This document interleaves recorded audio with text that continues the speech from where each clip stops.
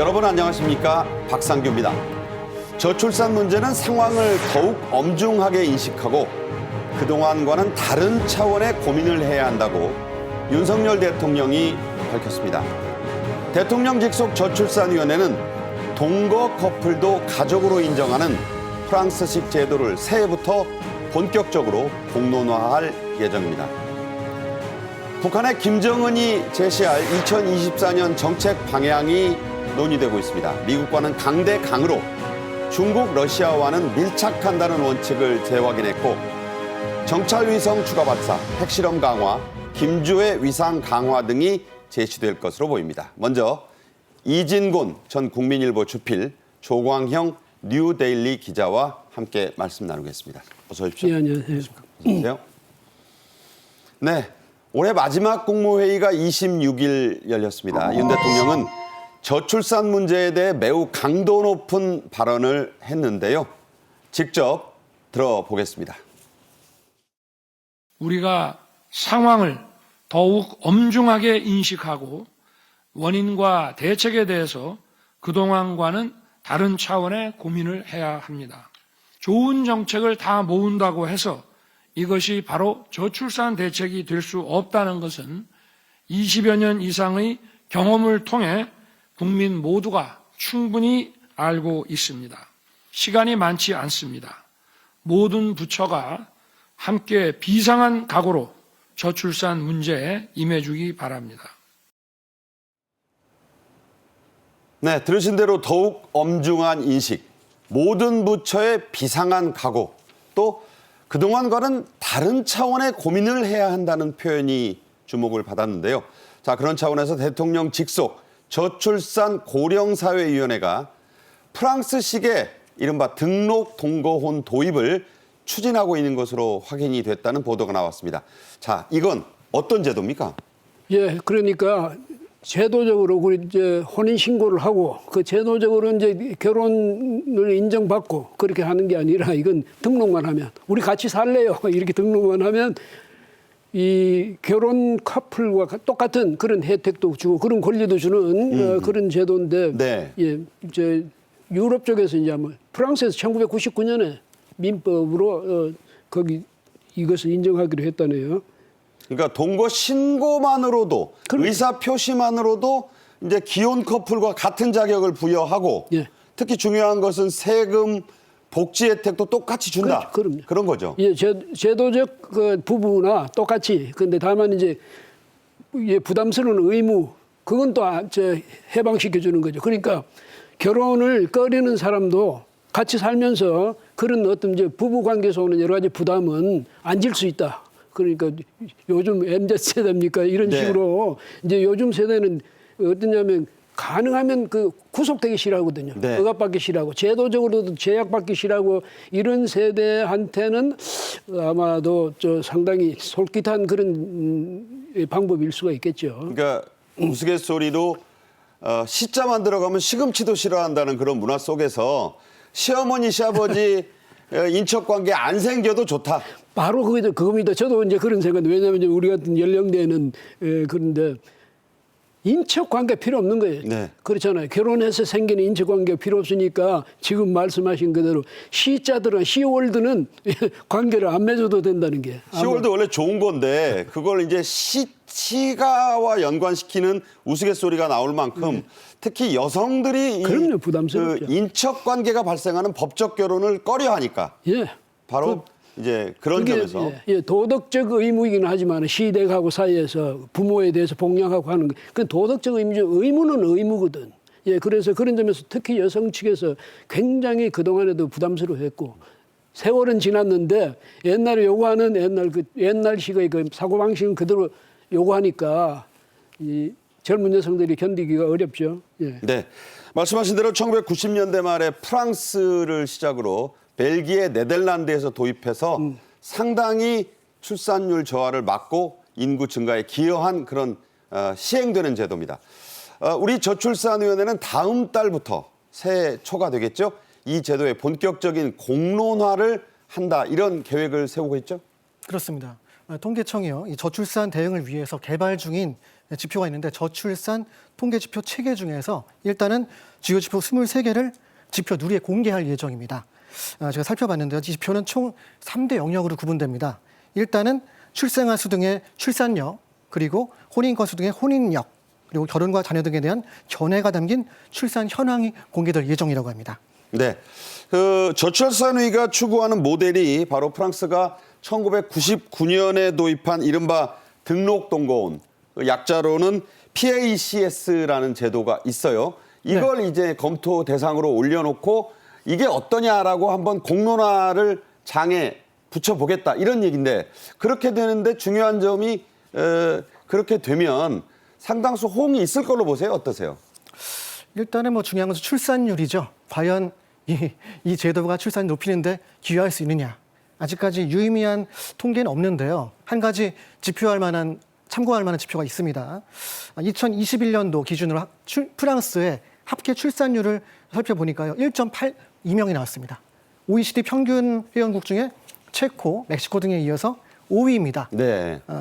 선진국 중에서 가장 높은 수치죠. 그러니까 주요 선진국 가운데서는 프랑스가 이 제도의 덕을 봤다고 보아서 1.82명 유지하고 있으니까 그렇죠. 우리도 한번 이런 차원이 다른 제도 도입을 지금 검토하는데 이걸 공론화의 장에 붙이겠다 이런 얘기입니다. 이런 등록동거원을 우리가 만약 도입하면 자, 법적으로 또 경제적으로 어떤 장점들이 있을까요?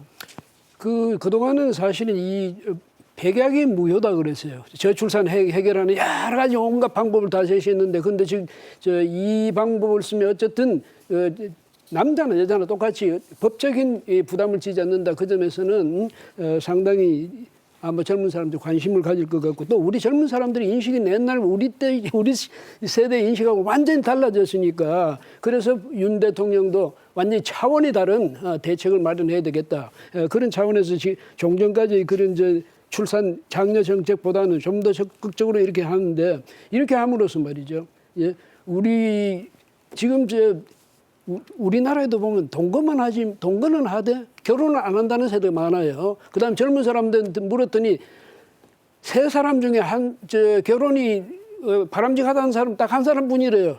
33% 정도 되잖아요. 그러니까 이런 것을 봤을 때 특히 이제 인구 문제에서도 그렇고, 또 제가 생각할 때는 결혼을 하게 되면 우리나라 결혼 문화도 너무 호사스럽고 해서 사실은 결혼을 하고 싶어도 결혼 비용, 거기다가 주거 또 마련해야 되는 비용, 온갖 이 비용이 많으니까 젊은 사람들이 경제적으로도 상당히 큰 부담을 주고 있는 게 사실이니까, 그런 데서 해방시키되 또 여성과 남성이 같이 좋아서 같이 사는 이런 건 굉장히 이렇게 장려하게 되면 저출산 문제도 우리 상당히 도움을 받지 않을까 이런 생각이 듭니다. 예. 자, 프랑스식 등록동거원을 하면 첫째, 재산은 각자 소유합니다.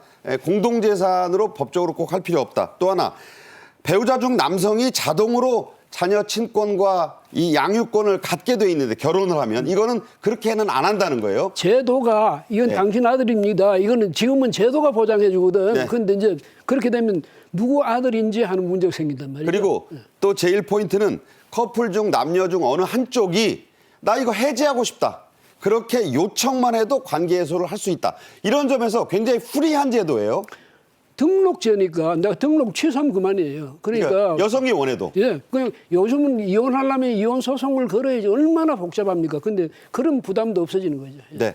그리고 연금 분할 요구는 불가능하고 헤어진 뒤에 양육비 청구는 가능하고, 이게 이제 프랑스 제도입니다. 이게 과연 우리에 도입되면 어떨지를 새해부터 저출산위가 공론에 붙여보겠다는 겁니다. 자, 아까도 잠깐 나왔지만 프랑스 어쨌든 이 제도를 통해서 인구 증가 효과를 톡톡히 본 것으로 지금 그렇게 나와 있죠? 네, 아까 말씀드렸다시피 일단 통계 수치가 나와 있죠. 프랑스 같은 경우에는 이 비혼 출산율이 높습니다. 60%예요. 우리나라는 다르죠. 우리나라는 혼인을 해야지만 출산하는 경향이 강합니다. 보수적이기 때문에. 하지만 혼인율이 정말 감소하고 있고 출산율도 저하되고 있기 때문에 그런 것들이 결과적으로 비혼 출산율을 높이는 것이 출산율 상승에 도움될 것이다. 이 같은 프랑스의 정책을 좀 살펴볼 필요가 있을 것 같습니다. 네. 동거로만 하는 신고가 혼인신고보다 약 2만 건 많은 게 재작년 기준의 프랑스의 통계입니다. 과연 우리도 그렇게 될지 공론화를 거쳐봐야 되겠죠. 우리 정부는 또 저출산 예산 가운데 출산, 육아와 직접적으로 관련성이 낮은 이른바 거품 예산, 버풀 예산을 걷어내는 방안도 검토하고 있다고 하는데 이게 한 2조 원 가량 된다고 하네요. 예, 아니 근데 저출산 대책을 세우라니까 각 부처에서 세우긴 세웠는데 직접 뭐 육아수당이라든지 뭐 이런 직접 아이를 키우는 그런 비용 그쪽에다 개발해가지고 비용을 쓰는 게 아니라 무슨 뭐 청년 주택 마련이라든지 청년 일자리 만들어다든지 이것도 간접적으로는 물론 관계가 있지만은 네. 그런 그런 것까지 무리하게 전부 합해가지고 예산을 편성하니까 작년에 47조였다는 거 아니에요. 올해 예산이 47조인데 이런 식으로 하면 효과는 없대. 부풀려져 가지고 지금 말씀하신 대로 버블 예산이 되잖아요. 부풀려졌는데 실제로 효과는 안 나타나는 이런 건 하지 말자는 거죠. 네. 한편 정부는 연간 80조 원에 이르는 지방 교육 재정 교부금 또 교육세 일부를 저출산 대응 예산으로 직접적으로 쓰자. 그래서 전용을 좀 해보자. 이 방안을 추진하고 있다고 하네요. 그렇습니다. 정부가 사실 걷고 있는 내국세 중에 20%를 전국 시도교육청 10곳에 배정하는 것이 지방교육재정교부금이죠. 그런데 현재 남아도는 상황입니다. 게다가 교육비도 마찬가지고요. 시도교육청이 다 쓰고 남겨진 예산만 올해가 7조가 넘는다고 해요. 그래서 뭐 총 규모는 11조나 된다고 하니까. 그렇죠. 그래서 네. 도합 11조 원을 저출산 기금 혹은 저출산 특별 회계 예산으로 신설해서요. 육아휴직 급여나 아동 수당 등 자녀가 있는 가정에 대한 현금 지급을 확대한다는 것이 정부의 계획입니다. 네. 자, 정부가 남아도는 이런 지방교육 재정 기부금이나 교육세 일부를 저출산 예산으로 좀 갖다 쓰자 이러니까 야당 소속 교육감들을 중심으로 강력한 반발이 일고 있습니다. 정부는 일단 여당 소속 교육감들부터 설득을 하고 그래서 찬성 여론을 확산시킨다는 건데 이주필 보시기에 이게 잘 될 것 같습니까? 그런데 예산도 뭐 경직성도 있지만 또 예산이라는 것은 말이죠. 사람은 그 부서의 사람은 줄어드는데 예산은 늘어난다든지 이런 식의 그 파킨슨 법칙입니까 있거든. 이 사람들도 내 돈을 왜 당신들이 뺏어가려 하느냐. 이건 네. 확보되면 자기들 돈이 자기들이 마음대로 쓸 수 있는 돈이라고 생각하니까 네. 이런 점에서 이제 국가적 차원에서 생각하는 것이 아니라 그러니까 교육감 이런 분들쯤 되면 국가의 장래를 좀 생각해 주셔야죠. 그러니까 저출산이 왜 흔히 하는 말로 뭐가 중요한디 이런 네. 말 있잖아요. 그러니까 어느 것이 더 시급하고 절실하고 중요한 것인가 이렇게 생각하면 교육감들께서도 양보할 여지가 있지 않을까. 그래서 이제 정부에서는 일단 여당 그 교육감부터 설득을 하고 그래서 그 분위기를 확산시켜 나간다는 건데 그래야 될 것 같습니다. 제 생각에는. 왜냐하면 아니 억지로 지출 항목을 만들어서 그 남는 예산을 거기에 퍼붓기보다는 절박한 우리 인구 문제다가 예산을 쓰는 게 훨씬 좋잖아요. 국가적으로도. 예. 뭐 직원들 태블릿 PC 사느라고 40몇 억씩 쓰고 그런 돈을 좀 갖다가 직접적으로 출산율을 높일 수 있는 데다 쓰자. 그럼요. 이런 취지니까 예. 이게 역시 정치라는 게요. 설득의 예술입니다. 그럼 지켜보겠습니다. 요즘 전국의 지방자치단체들 초고령화 그리고 인구절벽이라 불리는 출산율 감소로 그야말로 골머리를 앓고 있죠. 인천광역시가 인천에서 태어나는 모든 아동에게 18살이 될 때까지 약 1억 원을 지원한다고 해서 지금 화제가 되고 있어요. 이른바 이제 1억 플러스 아이드림 사업 계획인데요. 기존에는 0세부터 18세까지 뭐 임신, 출산, 의료비, 부모급여, 아동수당 등 해서 총합 7,250만 원을 지급해 왔는데 여기에다가 천사 지원금 840만 원, 또 아이 꿈수당 1,980만 원 등을 추가로 지급을 해서 총 1억 원을 확대 지원한다는 것이 정부의 이정부 시장의 계획이죠. 네, 이게 이제 보면은 개인 상황에 따라서 그러니까 2023년 출생부터 적용을 하니까 그렇죠. 이게 이제 우리 소급은 좀 안 되냐. 어린 그 자녀 두기는 마찬가지다. 이런 목소리도 있고 네. 개인 상황에 따라서는 최대 3억 4천만 원까지 지원한다니까. 그렇습니다. 뭐 상당히 솔깃해하는 분들이 많다고 하죠. 네. 게다가 이제 그 신설되는 것이 천사 지원금이 있는데 왜 천사 지원금이냐면 1,040만 원을 지급한다는 얘기입니다. 네, 기존에는 천만남 이용권이라고 하죠. 아이가 탄생한 다음에 탄생한 직후에 200만 원을 지급을 하고요. 또 만 1세부터 7세까지 7년간 연 120만 원씩 도합 840만 원을 지급하는데 여기다가 합산을 해서 1,040만 원을 지원한다는 것이 이 계획인 거죠. 네. 자, 말씀하신 대로 이런 1억 플러스 아이드림 정책이 발표되자 인천은 물론이고요. 인근 김포, 부천 등 거기 사는 주민분들의 문의까지 빗발치고 있다고 하는데, 자, 이런 정책 출산율 증가에 도움이 되리라고 보십니까?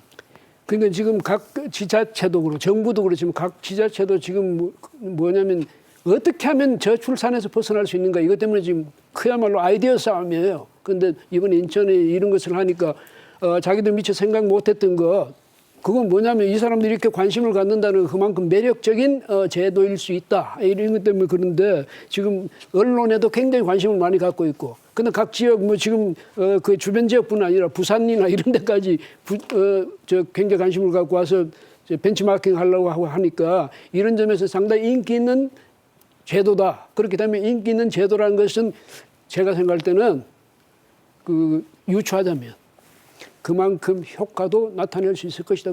그 효과를 기대하니까 그렇게 인기가 있는 거거든요. 그런데 또 각 지자체가 다 이렇게 하니까, 물론 이제 이게 또 어떻게 했냐면 현금을 주로 더 많이 주자, 이런 제도니까 상당히 이제 지금 부모가 될 만한 연령대에 있는 그 젊은 사람들한테도 상당히 매력적인 제도가 아닐까, 이런 생각이 듭니다. 예.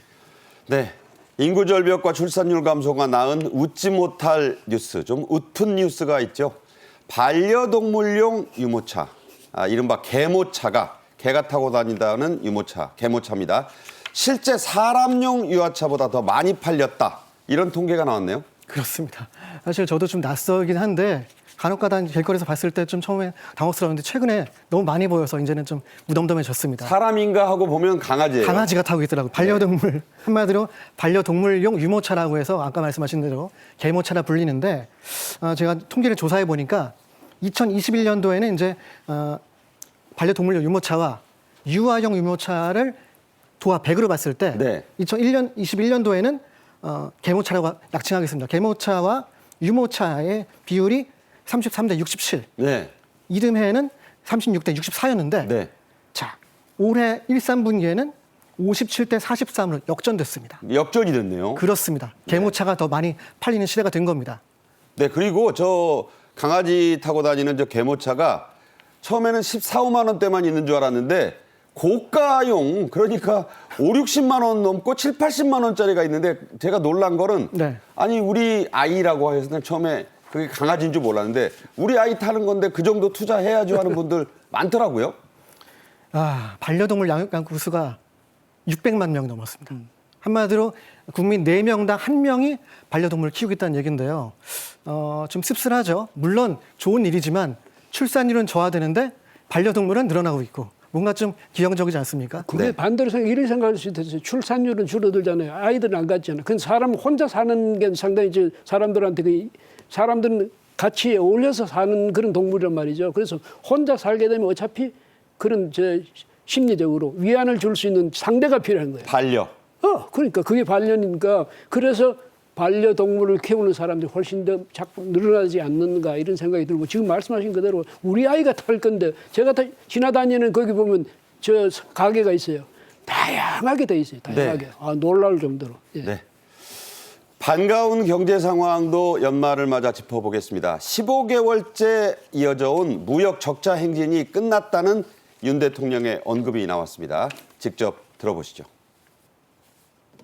올 한 해 우리는 고금리와 고물가, 보호무역주의와 공급망 분절 등 전례 없는 글로벌 복합 위기를 헤쳐왔습니다. 15개월간 이어진 무역 적자는 지난 6월부터 흑자로 돌아서기 시작했고, 올해는 300억 불 규모의 경상수지 흑자가 예상됩니다. 파탄난 재정과 무너진 시장 경제를 복원하기 위해 노력해온 정부를 믿어주시고 협력해 주신 국민과 기업인들 덕분이라고 할 수 있습니다. 영국의 저명한 경제 전문지죠. 이코노미스트가 발표한 세계 경제 성적 순위라는 게 있습니다. 여기서 우리나라가 OECD 35개 전체 회원국들 가운데 2위를 했네요. 예, 작년 4분기부터 이제 올 3분기까지 1년 동안을 해봤더니 우리가 이제 이 OECD가 38개국 중에 35개국을 대상으로 했더니 그리스가 1등, 그리스는 2년 연속 1등, 우리도 2등이 됐는데 그 주된 요인은요. 물가를 잡았다. 네. 물가 잡았으니까 이제 그리스는 물가를 3.4%, 그렇지만 우리는 3.2%. 그걸 상당히 잡았거든요. 그러니까 이런 것을 봐서 우리는 주가라든지 이런 면에서 성장률에서는 좀 많이 안 좋지만은 물가를 이렇게 성공적으로 잡을 수 있었다는 것이 아마 큰 이등을 하는데 크게 귀하지 않았나 이런 생각이 듭니다. 예. 네. 뭐 시청자분들께서 보실 때는 아예 물가 이게 많이 올라서 난리인데 무슨 물가를 잡았다고 하느냐 하는데 세계와 비교해 보면 우리가 물가를 잘 잡았다는 거죠. 잘 잡았죠. 그다음에 이 근원 물가를 따지자면 이제 일시적으로 막 농수산물이라든지 이렇게 폭등하는 게 있잖아요. 석유라든지 이런 것을 제외한 근원 물가로 보면 우리가 상당히 안정적으로 가고 있거든요. 그래서 우리가 이제 그 왜 그 폭등했다 하냐면 농수산물 우리 식품이니까 그런 것 때문에 그렇지. 밥상 물가가 예. 네. 그 이런 착시는 있지만 예. 전체적으로 우리가 물가 관리를 잘했다 이런 얘기가 세계적인 경제 전문지에 의해서 입증이 됐습니다. 또 있습니다. 통계청이 발표한 11월 기준의 고용률 70%에 육박하고 실업률은 역대 최저치로 떨어졌다. 이런 기록이 나왔죠. 네, 좀 언급하신 그 수치가 통계청이 지난 11월 기준 발표한 내용입니다. 말씀하신 것처럼 고용률이 69.6%, 그리고 실업률이 2.3%. 이것은 역대 최고 수치라고 합니다. 가장 좋은 성적이라는 얘기죠.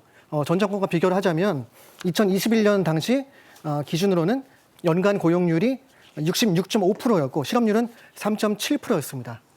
이번 정권보다는 좀 낮은 성적을 기록했던 것이죠. 네.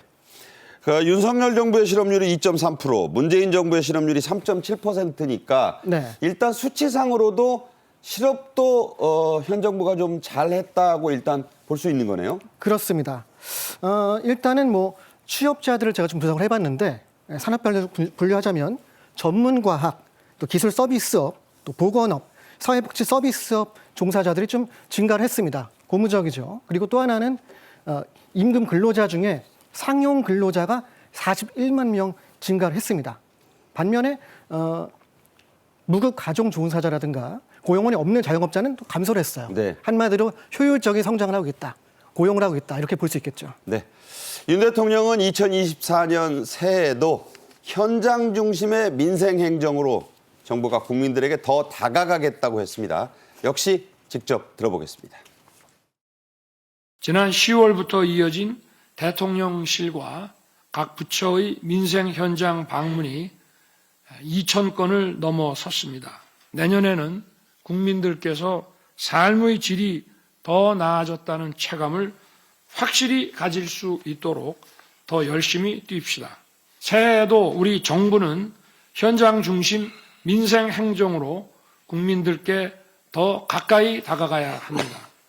작은 목소리도 놓치지 않고 진심을 다해 해결에 힘써주기 바랍니다. 검토만 하는 정부가 아니라 즉각 시정하는 정부가 되어야 합니다. 네, 이런 차원에서 얼마 전에 윤 대통령은 서울 중랑구에 있는 서민 밀집 주거지역 모아타운이라는 곳을 방문해서 혼자 사는 할머니에게 각종 방한용품들 선물했고 또 위풍, 우풍이라고도 하죠. 어떠냐 이러면서 난방시설도 꼼꼼히 챙겼는데요. 정부는 새해에도 약자 복지에 더 방점을 찍고 신경을 쓰기로 했죠. 예, 그렇죠. 그래서 이 정부 복지 예산이 그 우리 일반 예산은 2.8%가 늘어난 데 비해서 이 복지 예산은 12.2%나 증가했습니다. 그 정도로 이 복지에다가 이제 대통령이 신경을 쓰고 현장으로 가자. 네. 앉아서 보지 말고 현장에 가서 보자. 대통령이 또 워낙 지금 부지런하지 않습니까? 네. 그래서 이제 현장에 늘 스스로 가니까 이 공무원들 보고도 현장에 가서 직접 보고 확인해라 이거고 특히 이제 이 혜택을 못 받는 노인층이라든지 이런 사람들에 대해서 각별하게 정부가 배려를 많이 해주라 해서 그 부분에 대해서 예산 배려를 지금 적극적으로 해주고 있죠. 그러니까 이런 점에서 국가가 해야 되는 일이 뭡니까? 바로 도움을 받아야 할 국민들한테 적시에 그 도움을 줄 수 있는 그게 국가죠. 그런 점에서 대통령이 앞으로도 아마 복지 정책에 대해서는 굉장히 적극적으로 노력할 것 같습니다. 예. 네. 노인과 청년 정책도 조금 더 나아질 것 같은데 네. 노인 일자리가 최초로 100만 명을 넘어섰고 청년들에 대한 각종 수당도 폭을 늘렸죠? 그렇습니다. 일단 노인을 먼저 말씀드리자면 말씀드린 대로 일자리 사업 대상이 늘어났어요. 일단은 14만 7천 명 늘려서 103만 103만 명에게 명. 예. 일자리를 제공할 예정이고요. 또한 일자리 수당은 6년 만에 7% 인상했습니다. 그래서 월 2만 원에서 4만 원 가량 올린다는 예정입니다. 또 청년들에 대한 자립준비 수당이 50만 원. 그렇죠. 신설이 10만 됐고. 원 인상했죠. 예. 또 가족 돌봄 청년에게 연 200만 원까지 지원한다. 그렇습니다. 나온 얘기지만 어쨌든 좀 두텁게 약자들을 더 지원하기로 한다는 방침이 나왔으니까 새해에는 좀 더 희망을 가져보셔도 좋을 것 같네요. 자, 이진곤 전 국민일보 주필, 조광영 이데일리 기자와 말씀 나눴습니다. 여기서 인사드리겠습니다. 고맙습니다. 감사합니다. 네, 이어서 북한은 지금 순서입니다. 북한도 지금 연말 결산을 하고 있는데요. 김정은이 노동당 중앙위 전원회의를 주재하고 있습니다. 여기서 논의된 내용은 곧 나올 신년사의 뼈대가 됩니다. 먼저 영상으로 보겠습니다.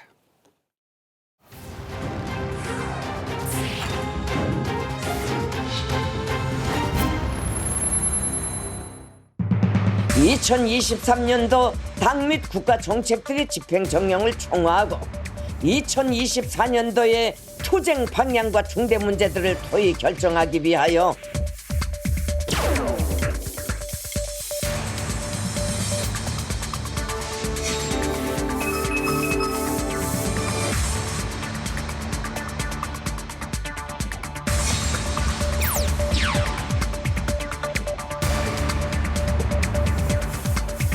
핵 단추가 내 사무실 책상 위에 항상 놓여 있다는 것, 이는 결코 위협이 아닌 현실임을 똑바로 알아야 합니다.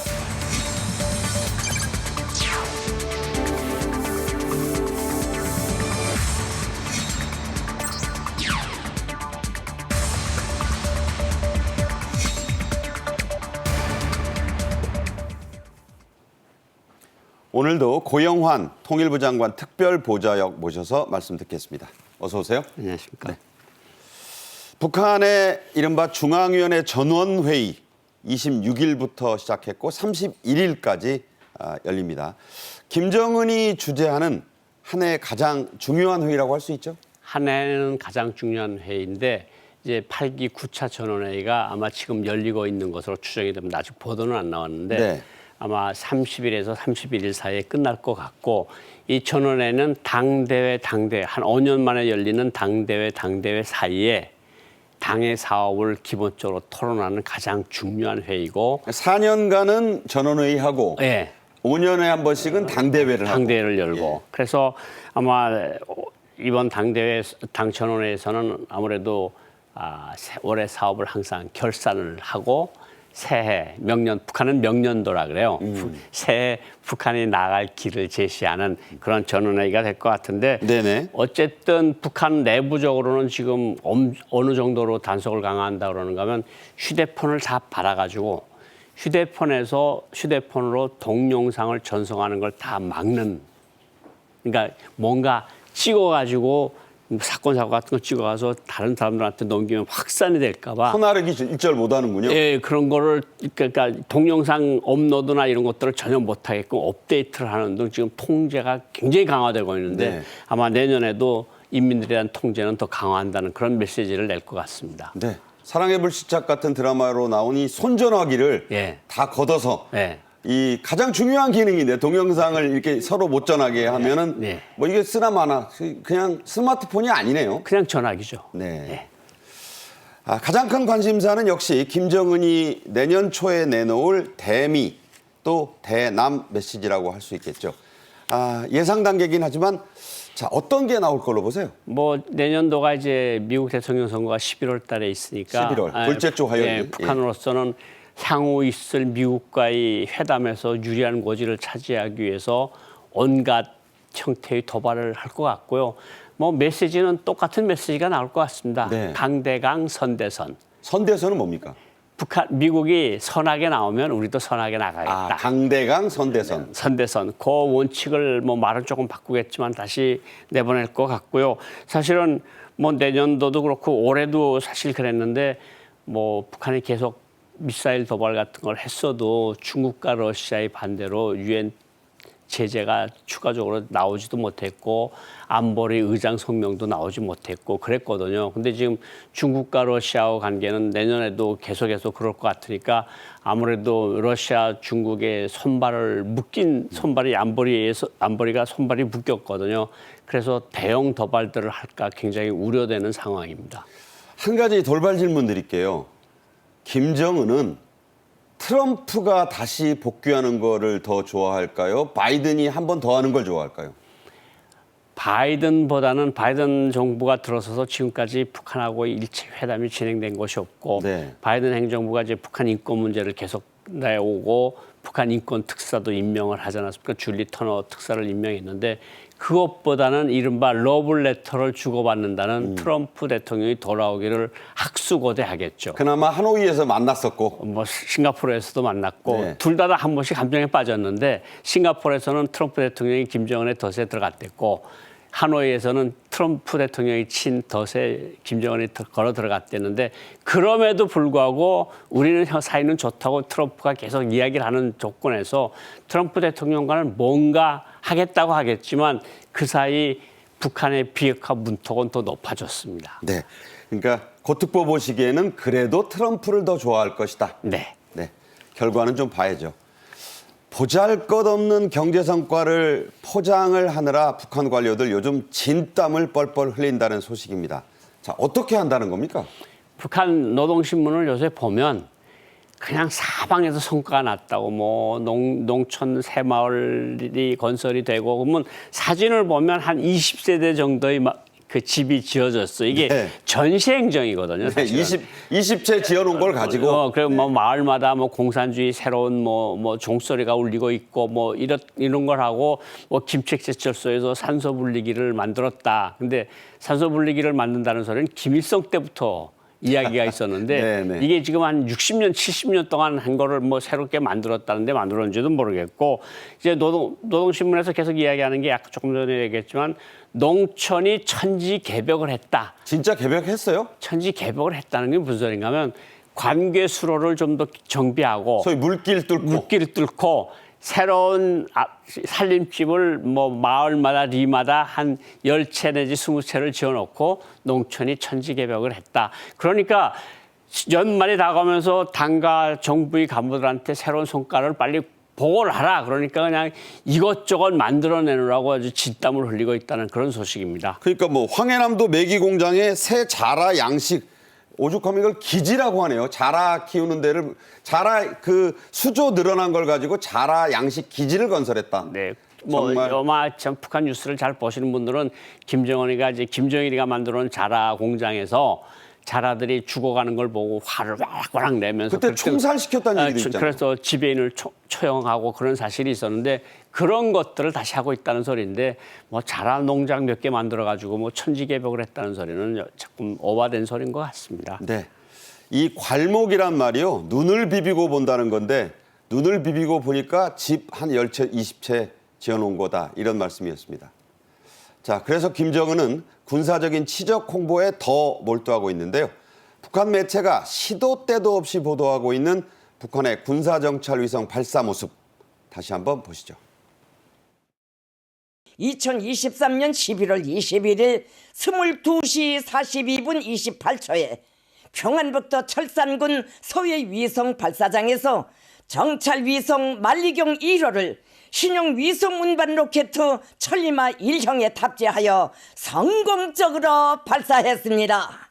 경의하는 김정은 동지께서는 정찰위성 발사를 참관하시고 우리 공화국의 전쟁 억제력을 제고함에 크게 이바지하였으며 네, 지금 열리고 있는 중앙위 전원회의에 이 군사정찰위성을 추가 발사할 계획을 보고할 것이다. 북한 매체가 이미 보도했어요. 이미 보도했고 김정은도 연말에 있을 당중앙 전원회의에서 추가 발사 계획을 당중앙위원회가 승인할 것이다. 그러니까 아마 내년에 몇 기 정찰 위성을 또 쏘겠다고 할 것을 발표할 것 같고, 또 한 가지는 김정은이가 계속 이야기를 해온 건데 핵무력의 고도화를 또 한 번 강조를 할 것 같습니다. 네. 뭐 김정은이가 이전 전원회에 대해서 핵무기를 기하급수적으로 늘리라. 기하급수. 네, 그러니까 뭐 만든 건 몇천 개 만들고 싶겠죠. 네. 뭐 미국만큼 만들고 싶을 겁니다. 빵처럼 구워내고 싶을 겁니다. 그렇죠. 네. 그게 이제 그 김정은이가 그냥 계속 하고 싶은 이야기니까 뭐 그러면서 이제 핵실험 이야기도 나오고 여러 가지가 이야기가 나오는데 어쨌든 내년도에 한반도 정세는 긴장이 고조될 것으로 그렇게 보입니다. 네, 말씀하신 대로 북한은 과거 우리의 주요 선거가 있을 때마다 도발이나 군사 위협을 일삼아 왔습니다. 내년 4월 10일 총선을 앞두고도 그런 도발할 조짐 지금 보이고 있죠? 그렇습니다. 내년도에 이제 계기들이 이제 1월 8일 김정은 생일 40주년이고, 그리고 2월 16일이 있고 4월 15일 태양절이 주론이 이른바 널려 있는데, 네. 우리 또 4월 달에 총선을 하지 않습니까? 그렇죠. 북한이 항상 우리 주요 대선이나 선거 전에 뭐 지금 뉴스에 좀 밑에 나오고 있지만 은하 3호라는 장거리 로켓을 2012년 대선 전에 쐈고요. 11년 전이었죠. 이제 11년 전에. 그리고 2020년 총선 바로 뒤에 개성 연락사무소를, 남북 공동 연락사무소를 폭발을 했습니다. 일방적으로 부셨죠. 일방적으로 그냥 보기 좋게 그냥 폭발한다고 아예 폭발해 버렸고. 가까이는 이제 2022년 대선 직전에. 예, 뭐 저렇게 나오는 것처럼 극초음속 미사일, 장단거리 미사일 발사를 했는데, 이게 왜 이러는가 하면 선거에 영향을, 미국 선거나 우리 총선에 영향을 주고 싶어하는 그 마음이 간절합니다. 네. 그러니까 북한으로서는 이제 참모총사라고 이제 대남 부서들이 있는데, 너네 밥 먹고 하는 게 뭐냐? 그러니까 우리에게 우호적인 세력을 당선시키고 우리의 유호적인 환경을 만들려고 하는 게 이제 대선이나 총선 전에 하는 일들이거든요. 뭐 내년 총선이 중요한 총선인 것만큼 북한이 눈을 부릅뜨고 아마 이 총선에 영향을 주려고 여러 가지 형태의 도발들을 기획하고 있을 것이라고 그렇게 예측이 됩니다. 사견이긴 한데 네. 도발을 강화하면 이게 지금 여당을 도와주는 건가요? 뭐 방해하는 건가요? 그러니까 북한의 의도는 그거죠. 사실은 정세를 긴장시켜서 우리 국민들한테 전쟁 공포심을 심어가지고 네. 전쟁을 선택할 거냐, 평화를 선택할 거냐, 둘 중에 하나를 선택하라는 이런 논리는 수년 전부터 계속 해왔던 네. 거거든요. 아마 비슷한 논리로 이번에도 갈 것으로 생각이 됩니다. 네, 평화를 원하면 어디를 찍어라. 뭐 이런 전쟁을 원하면 어디를 찍어라. 될 수 있네요. 네. 예. 북한이 말씀하신 내년 1월 8일 김정은의 생일이 바로 이날인데 그 날을 전후해서 도발할 것이라는 관측도 있습니다. 생일을 전후한 도발은 어떤 뜻인가요? 그러니까 북한이 항상 도발을 할 때 어떤 중요한 날짜들에 맞춥니다. 네. 그리고 명분을 거기다 세웁니다.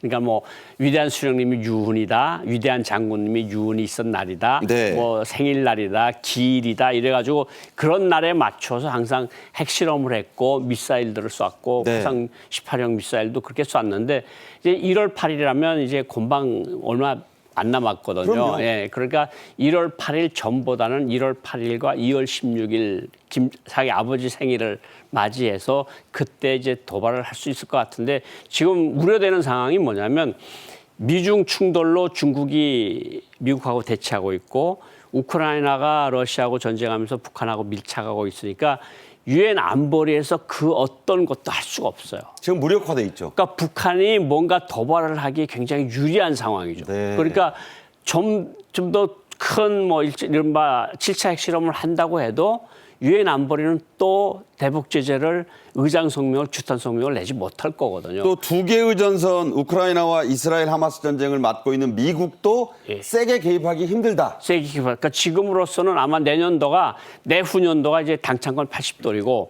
내후년도에 아마 당대회도 있을 것 같고 또 내후년도에 새로운 대통령이 취임을 하니까 내년도는 기본적으로 긴장을 올려서 향후 있을 회담들에서 유리한 고지를 선점하기 위한 그런 준비 한 해로 삼지 않을까 이런 우려가 생깁니다. 네, 귀담아 들어야겠습니다. 연말연시를 맞는 북한을 바라보는 세계의 관심사. 우선 4대 세습과 또 이에 따른 10살 난 딸 김주혜의 후계자설입니다. 중앙위 전원회의나 신년사에서 김정은이 이 세습 구도에 대한 모종의 언급, 어떤 식의 언급을 할 가능성이 있습니까?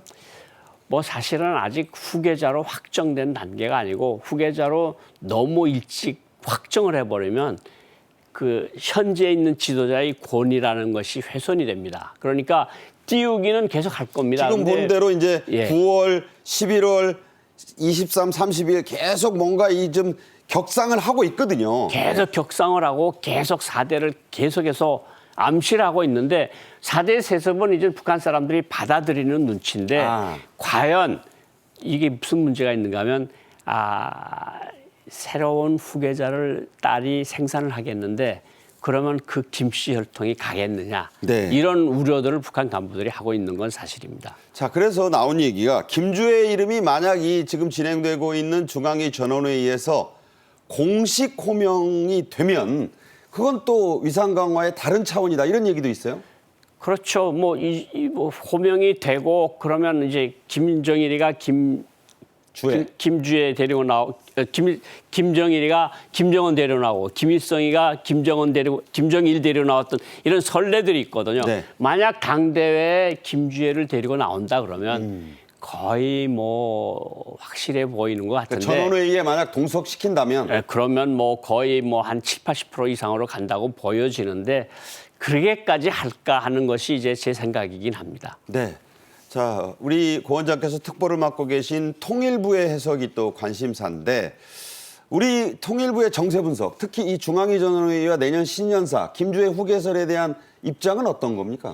뭐 기본적으로 뭐 저는 통일부 입장을 대변하는 것보다도 제 개인적인 의견을 말씀을 드리면 어쨌든 후계자의 주계자 중에 반열에 세워놓은 거는 확실하다. 네. 그런데 후계자인지는 아직 확정이 되지 않았다. 아하. 이것이 아마 기본적인 입장인 것 같고 그렇지만 어쨌든 후계를 하는 거는 틀림없어 보인다. 이것이 기본적인 입장입니다. 네, 서두르는데 후계인지는 좀 더 지켜보자. 지켜보자. 예, 네, 그렇습니다. 이런 얘기고요. 네.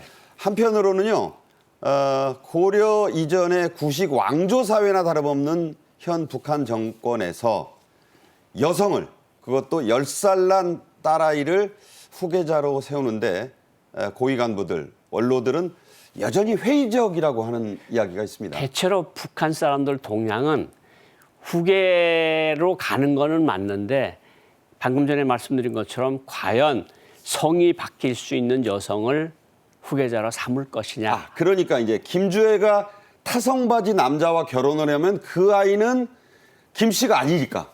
그리고 김씨성을 가진 사람을 고르겠죠. 그래도 그 김씨가 이른바 백두혈통의 김씨가 아니라는 건 사람들이 다 알잖아요. 그건 그 같은 김 씨가 아니고 그냥 다른 줄기잖아요. 다른 줄기잖아요. 그러니까 아마 북한 사람들이 이거는 좀 말이 안 되고 우리가 또 여성 최고사령관을 맞이하는 것도 말이 안 된다. 그러니까 북한에서는 약간 회의적인데 북한 사람들도 갸우뚱하는 게 자꾸 군 행사에 저렇게 나오고 군 최고 지휘관들이 김주애에게 예를 펴는 거 보고 이거 혹시 생각이 가 있는 건 아닌가 네. 이런 생각들을 하고 있는데 아직은 좀 더 두고 봐야 될 것 같고 그렇지만 어쨌든 김일성, 김정일, 김정은 거치면서 북한이 계속 이야기한 것은 있습니다. 우리 김씨 조선은 6대, 7대에 걸쳐 천대 만대로 갈 것이다. 그런데 거기에 그 김씨가 같은 김씨일까요? 그거는 약간 의문이 계속 생긴다는 거죠. 지금 계속 보도에 안 나오고 좀 안 나온다기보다는 좀 잠행하는 모드를 보여주는 게 김여정인데 네. 중국은 김여정과 함께 지금 어딘가에 있을 김한솔, 네.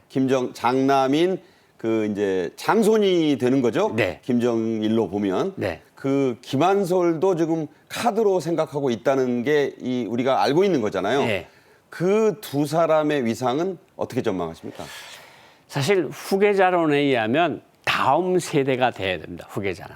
그러니까 김여정이 후계자로 될 가능성은 저는 거의 없다고 보이고요. 김여정은 아니다? 네, 김여정은 아니고 김여정도 지금 아이들을 저렇게 김정은이가 내세우고 이러는 걸 보면서 김여정이 좀 알아서 뒷선으로 물러서는 모양새가 있고 김한솔은 너무 먼 이야기라 그것까지는 아직 좀 확정하기는 어려울 것 같습니다. 김한솔을 중국이 보호하고 있다는 게 지금 정설이잖아요.